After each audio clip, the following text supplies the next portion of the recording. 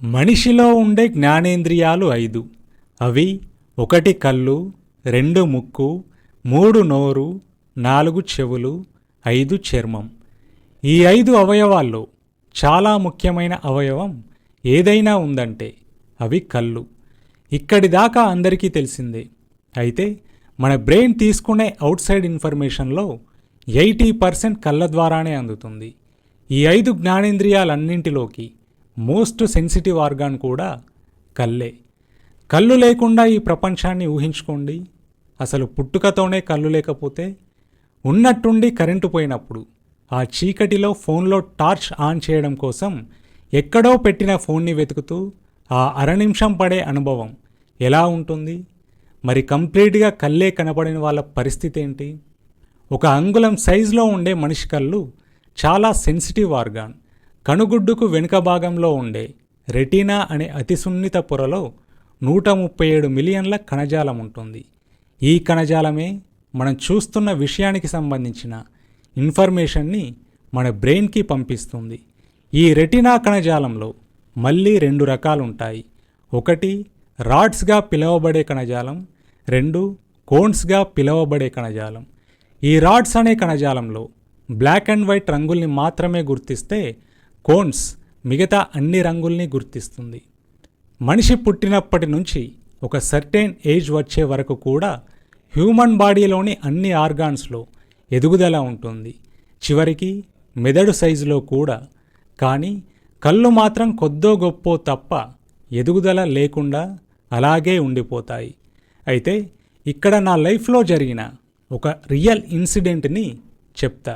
అదేంటంటే, నేను ఒకసారి ఒక మూవీకి వెళ్ళాను. ఆ మూవీ పేరు దసరా. అది నేను చూడడం 2సారి, హైదరాబాద్ గోకుల్ థియేటర్లో. ఆ సినిమా చూడ్డానికి చాలామంది వచ్చారు. కానీ 2 వ్యక్తులు మాత్రం నన్ను విపరీతంగా అట్రాక్ట్ చేశారు. ఎంతగా అంటే వాళ్ళని చూసి నేనే వాళ్ళ దగ్గరికి వెళ్ళా. జనరల్గా సినిమాలు నాకు ఒక్కడనే చూడడం అలవాటు. వాళ్ళ దగ్గరికి వెళ్ళి వాళ్ళతో మాట్లాడి స్వయంగా నేనే వాళ్ళని వాళ్ళ సీట్లలో కూర్చోబెట్టి నేను నా ప్లేస్కి వెళ్ళిపోయా. వాళ్ళు నన్ను అంత అట్రాక్ట్ చేయడం వెనకాలన్న కారణం ఏంటో తెలుసా? వాళ్ళకి కళ్ళు లేవు. ఆ 2 కూడా పుట్టు గుడ్డి వాళ్ళు. సినిమాకి ఎవరైనా ఎందుకు వెళ్తారు? చూడ్డానికి. మరి వీళ్ళకి కళ్ళు లేవు, సినిమాకి ఎందుకు వచ్చారంటే సినిమాని వాళ్ళు వింటారంట. అసలు బాహ్య ప్రపంచానికి సంబంధించిన ఏ చిన్న ఇన్ఫర్మేషన్, ఏ కొద్ది విజువల్ కూడా వాళ్ళ బ్రెయిన్లో లేకుండా ఒక సినిమాని వినడం ద్వారా ఎలా అనుభూతి పొందుతారనిపించింది. మన ఇంట్లో ఏది ఎక్కడుంటుందో అన్నీ తెలిసి కూడా అర నిమిషం కరెంటు పోతే కాలు తీసి కాలు వెయ్యలేం మనం.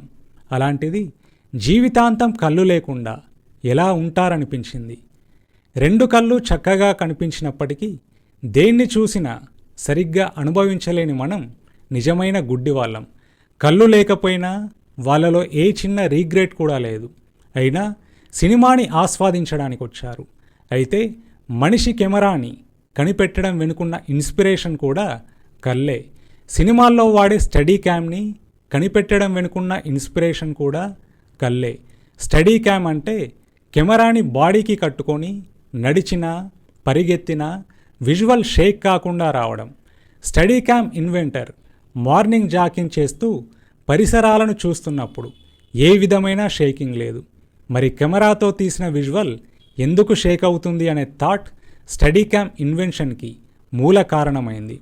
అయితే బయట ఉన్న ఒక వస్తువు మన కంటికి ఏ విధంగా కనిపిస్తుందంటే, కంటి మధ్య భాగంలో ఉండే కనుపాపపై వెలుతురు పడి అది రెటీనాపై ఒక విజువల్గా ఏర్పడుతుంది.